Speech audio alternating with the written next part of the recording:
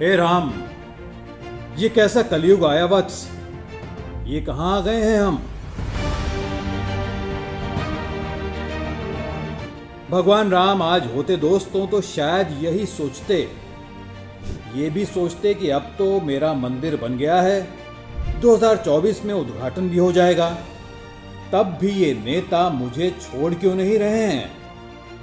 आज भी मोदी को, योगी को, राहुल को, ममता को, नीतीश को, सबको राम क्यों चाहिए? दोस्तों, हम राम की इसी सियासी पीड़ा को आज के वीडियो में दिखाएंगे। राम के बिना भारत में सियासत नहीं हो सकती। राम नाम के बिना किसी राजनीतिक पार्टी का काम क्यों नहीं चलता दोस्तों? और क्या 2024 का चुनाव राम नाम पर अंतिम चुनाव होगा? एक बात और, विपक्ष को राम से दिक्कत नहीं मगर मोदी से 100 दिक्कतें। ऐसा क्यों दोस्तों? लेकिन इस एनालिसिस से पहले हम आपको मोदी के राम बनाम इंडिया अलायंस के राम दिखाते हैं। गौर से सुनिएगा दोस्तों, क्योंकि ये मिस कर गए तो राम नाम वाली सियासी दुकानें नजर नहीं आएंगी। प्रधानमंत्री नरेंद्र मोदी ने जनवरी 2024 यानी आम चुनाव वाले साल में राम मंदिर का उद्घाटन करने वाला न्योता स्वीकार कर लिया है। जाहिर है उनकी पॉलिटिक्स को दोस्तों ये सूट करता था। राम मंदिर के लिए रथ यात्रा बीजेपी ने ही तो निकाली थी, तो राम बीजेपी के ब्रांड एम्बेसडर हुए। पीएम मोदी ने ये बयान दिया, बोले राम आ रहे हैं। भगवान राम के विराजमान के बस कुछ ही महीने बचे हैं। भगवान श्री राम बस आने ही वाले। दरअसल दोस्तों, पीएम मोदी एक तीर से दो शिकार कर रहे थे। राम आ रहे हैं का अर्थ क्या हुआ जरा सोचिए। एक अर्थ तो ये कि 22 जनवरी 2024 को राम मंदिर का उद्घाटन होने वाला है, तो राम आ रहे हैं। लेकिन दूसरा अर्थ जो गूढ़ है वो ये कि Ram is back in politics, यानी राम आ रहे हैं 2024 के चुनाव में। और बीजेपी तो दोस्तों वैसे भी राम के नाम पर वोट मांगेगी, बोलेगी कि राम मंदिर हमने बनवा दिया, राम के असली हितैषी हम ही तो हैं। और इसका इशारा उत्तर प्रदेश के मुख्यमंत्री योगी आदित्यनाथ ने दे भी दिया। योगी ने कहा दोस्तों कि पीएम मोदी की शानदार योजनाओं की वजह से देश में राम राज्य की नींव पड़ गई है। जी हां, राम राज्य की नींव।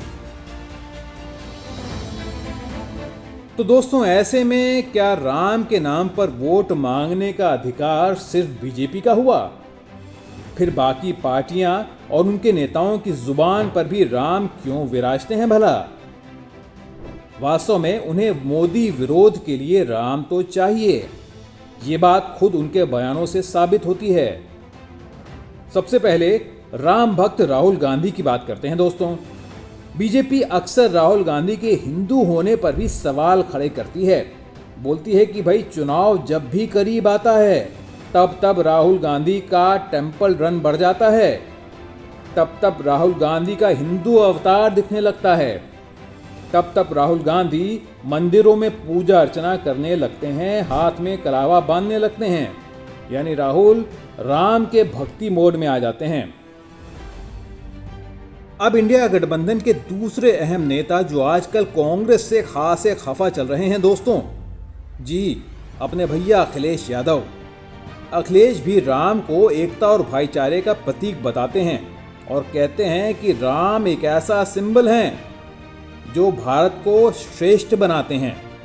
लेकिन यही अखिलेश ये भी कहते हैं कि हम बीजेपी को इस देश को धार्मिक आधार पर बांटने के लिए राम के नाम का इस्तेमाल नहीं करने देंगे। यानी यहां भी राम के साथ बीजेपी और मोदी। अब बात बंगाल की शेरनी की हो या फिर नीतीश, कहानी वही है दोस्तों। राम का नाम स्वीकार, लेकिन मोदी और राम को एक साथ देखना मंजूर नहीं। लालू यादव भी राम धुन भजते हैं, कहते हैं कि राम सामाजिक न्याय के प्रतीक हैं लेकिन हम बीजेपी के राम के नाम पर देश को जातियों में बांटने नहीं देंगे। और तो और तमिलनाडु के मुख्यमंत्री M.K. स्टालिन भी राम का नाम लेते हैं दोस्तों। कहते हैं कि राम एकता और अनेकता का सिंबल हैं। वहीं दिल्ली के मुख्यमंत्री अरविंद केजरीवाल राम को प्रेम और दया का प्रतीक बताते हैं। लेकिन ये जनाब भी बोलते हैं कि राजनीतिक फायदे के लिए बीजेपी को राम का नाम लेकर देश को बांटने नहीं देंगे। दोस्तों, देश की विपक्षी पार्टियों को राम की चिंता तो है, लेकिन ये भी चिंता है कि कहीं राम नाम पर बीजेपी फिर से देश में लहर पैदा ना कर ले। आखिर किस बात से डरती हैं ये पार्टियां? उन्हें लगता है कि 2024 का चुनाव राम नाम पर लड़ा और जीता जा सकता है। उनका सबसे बड़ा डर भी यही है दोस्तों। वैसे भी मोदी को हराने के एजेंडे के साथ 28 पार्टियों का इंडिया अलायंस बना है। लेकिन अगर बीजेपी ने धर्म के नाम पर और राम मंदिर के नाम पर हिंदू वोटों का ध्रुवीकरण किया तो क्या होगा? इंडिया अलायंस अपना दांव लगा रहा है कास्ट कार्ड पर, या कहिए ओबीसी कार्ड पर। यानी ओबीसी समुदाय के वोट उसे चाहिए। उसकी राजनीति कास्ट सेंसस यानी जातीय जनगणना के आसपास ही मंडरा रही है और उसे लगता है कि मोदी को हराने का यही सटीक तरीका है, कास्ट फैक्टर। लेकिन भाई, राम की महिमा तो अपार है। अगड़ी जाति के वोटर हो या ओबीसी वोटर, धर्म हर जगह सियासी जरूरत के हिसाब से पैठ बना ही लेता है। ये बात बीजेपी जानती है दोस्तों। इसीलिए प्रधानमंत्री मोदी कभी आदि कैलाश पर्वत के सामने बैठकर शिव भक्त के रूप में दिखते हैं, तो कभी राम मंदिर के उद्घाटन का न्योता स्वीकार कर परम राम भक्त बन जाते हैं। यही राम का नाम इंडिया गठबंधन को चैन नहीं लेने दे रहा है दोस्तों।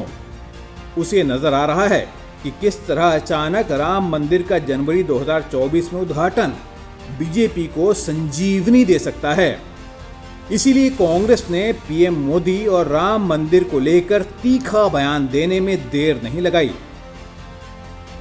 वरिष्ठ नेता सलमान खुर्शीद सामने आए और बोले, क्या प्रभु राम सिर्फ एक ही पार्टी के हैं? ये न्योता सिर्फ एक ही पार्टी को क्यों दिया गया है? क्या 22 जनवरी 2024 का वो कार्यक्रम सिर्फ एक ही पार्टी का है?